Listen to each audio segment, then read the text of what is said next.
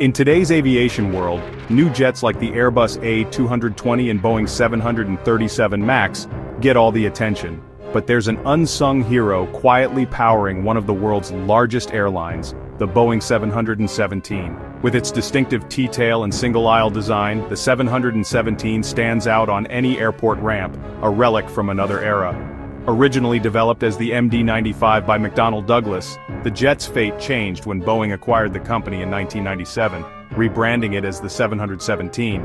Despite Boeing's backing, the 717 struggled. It was too big for regional routes, too small for mainline ones, and production lasted just 7 years, with only 156 built. For a while it seemed destined to be forgotten, a quirky footnote in aviation history. But Delta Airlines saw potential where others didn't. Delta would go on to build the world's largest 717 fleet, transforming this overlooked jet into a strategic asset. Sometimes the best tool is the one everyone else has left behind. This is the story of how the Boeing 717 became Delta's secret weapon, and why, against all odds, it thrived. The 717 entered a market in flux, and its timing couldn't have been worse. Smaller regional jets like the Bombardier CRJ and Embraer E-Jet were booming, opening new routes with fewer seats and lower costs. Meanwhile, airlines favored larger jets like the A320 and 737 for their efficiency on busier routes. The 717 was stuck in the middle, too large for small markets, too small for big ones. Unlike the A320 and 737 families, the 717 was a standalone model, forcing airlines to manage a separate fleet with unique training and maintenance needs. This lack of commonality made it a tough sell. Few airlines bought in, and those that did, like AirTran and TWA, eventually moved on or disappeared.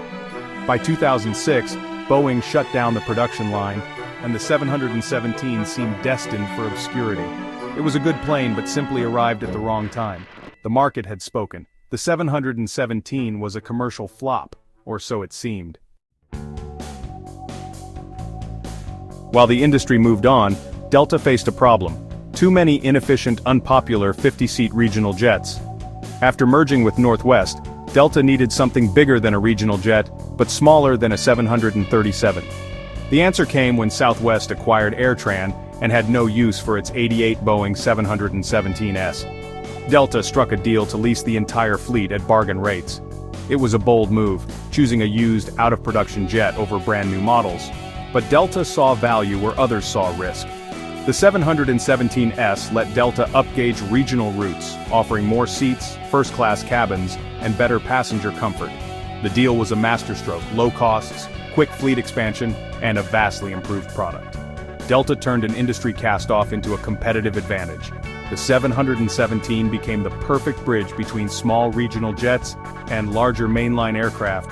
Sometimes, one airline's surplus is another's secret weapon. Delta was playing chess while others played checkers. The 717's second act had begun, and it was just getting started. The 717 fit Delta's needs perfectly. Its 110 seats doubled capacity on many routes, replacing cramped regional jets with a true mainline experience: first class, more space, and better amenities.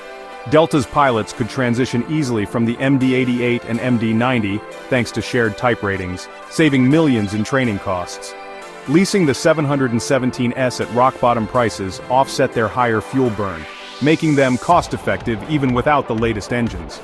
The 717's rugged design thrived on short, frequent flights, ideal for Delta's network. Its rear-mounted engines made for a quieter cabin, a hit with passengers.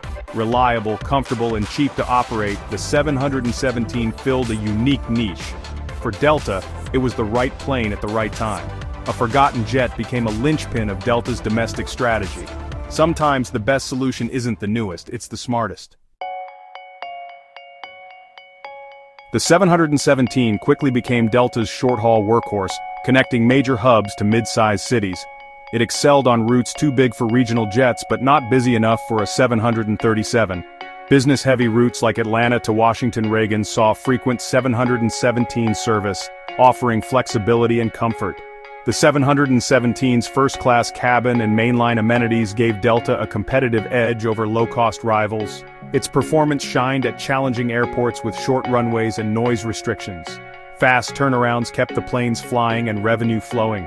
Passengers appreciated the 2-3 seating, most got a window or aisle. The 717 may lack flashy features, but it delivers a solid, quiet ride. For Delta, it was more than a plane, it was a strategic tool. The 717 helped Delta dominate short-haul markets and keep costs in check. In 2025, it's remarkable that the 717 still plays a vital role at Delta. Many expected it to retire quickly as the new Airbus A220 arrived. The A220 is more efficient and modern, but real-world challenges slowed its rollout. Production delays and engine issues limited availability. Delta kept the 717S flying to fill the gap, relying on their proven reliability. Delta Tech Ops kept the aging fleet in top shape, updating cabins to keep passengers happy.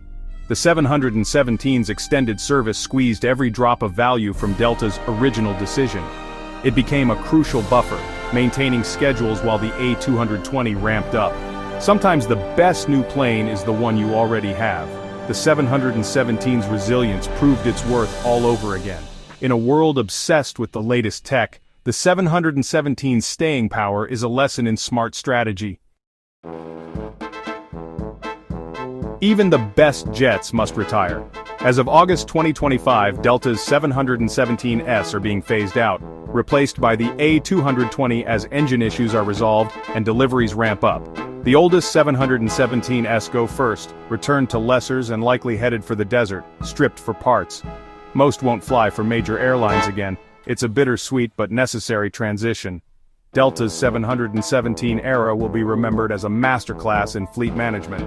The jet let Delta grow, improve its product, and buy time for new technology to mature. When the last 717 flies, it'll mark the end of the T-tail era in U.S. mainline service. For those who flew, fixed, or rode them, the 717 will be remembered as a reliable workhorse. Its second life at Delta is already a legend in aviation circles.